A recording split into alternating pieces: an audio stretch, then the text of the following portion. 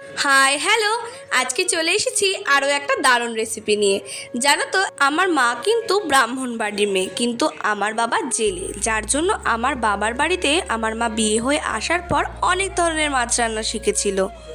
তবে তার মধ্যে এই মাছ রান্নাটা মার সব থেকে অবাক লেগেছিল, কারণ এই মাছটা একদম কাঁচা রান্না করা হয়, যার জন্য কিন্তু আমার মা ভেবেছিল যে মাছটা খেতে কেমন না কেমন হবে। তবে পরে রান্না হওয়ার পর খেয়ে কিন্তু আমার মার বেশ ভালো লেগেছিল। আজকে সেই রেসিপি তোমাদের সাথে শেয়ার করে নিচ্ছি। প্রথমেই একটা মিক্সিং বলে 2 চামচ টক দই সাথে দিয়ে নিয়েছিল কিছুটা ধনের গুঁড়ো আর জিরের গুঁড়ো।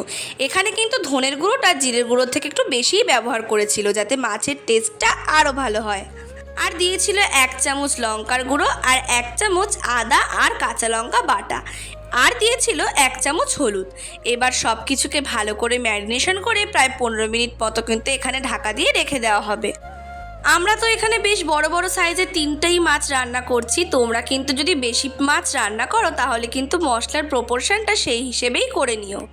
এবার কড়াইতে তেল গরম করে ওতে কিন্তু আমরা কেটে রাখা আলুও দিয়ে দিচ্ছি। বাঙালির কি আলু ছাড়া চলে বলো? যতই মাছ রান্না করা হোক না কেন, আলু কিন্তু তাতে দিতেই হবে। এবার আলুটাকে ঢাকা চাপা দিয়ে ততক্ষণ অবধি ভেজে নিতে হবে যতক্ষণ না অবধি আলুটা সেদ্ধ হয়ে আসছে। জানো তো, এই আলু সেদ্ধ নিয়ে আমি যে কত অসুবিধায় পড়ি তোমাদেরকে কি বলবো। আলুটা সেদ্ধ হয়ে এলে এর মধ্যে কিন্তু আমরা দিয়ে দিচ্ছি আমাদের ম্যারিনেট করে রাখা মাছটাকে। এবার সমস্ত কিছুকে ভালো করে নাড়াচাড়া করে ঢাকনা চাপা দিয়ে দিয়ে কিন্তু আমরা এটাকে রান্না করে নেব। আর আলুর ব্যাপারটায় আসি। ওই যে বললাম আলু সিদ্ধ নিয়ে আমি কত সমস্যায় পড়েছি। আমি জানো, যখন প্রথম রান্না শিখেছিলাম, আলু সেদ্ধ হয়েছে না দেখেই আমি তরকারি রান্না করে তরকারি বন্ধ করে দিতাম। এই নিয়ে যে কতবার মায়ের কাছে বকা খেয়েছি তোমাদেরকে কি বলবো। তাই জন্য এখন রান্না করলেই এটা আগে দেখি যে আলু ভালোভাবে সেদ্ধ হয়েছে কিনা। আর এখনকার আলুর যে অবস্থা, আলু তো সেদ্ধই হতে চায় না। যাই হোক, এদিকে কিন্তু মাছটা কষানো হয়ে গেছে।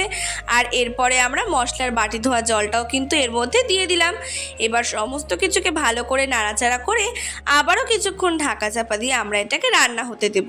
এখানে কিন্তু আমরা ঠান্ডা জলই ব্যবহার করেছি, যার জন্য এটাকে ঢাকা চাপা দিয়ে রান্না করে নিলেই আমাদের আজকে মাছের ঝোল তৈরি। তাহলে দেখেছেন তো, আজ কত সহজেই আপনাদেরকে আরও একটা নতুন রেসিপি শেয়ার করে দিলাম। ভিডিওটা ভালো লাগলে চ্যানেলটা সাবস্ক্রাইব করতে ভুলবেন না। আজকের জন্য এটুকুই, বাই।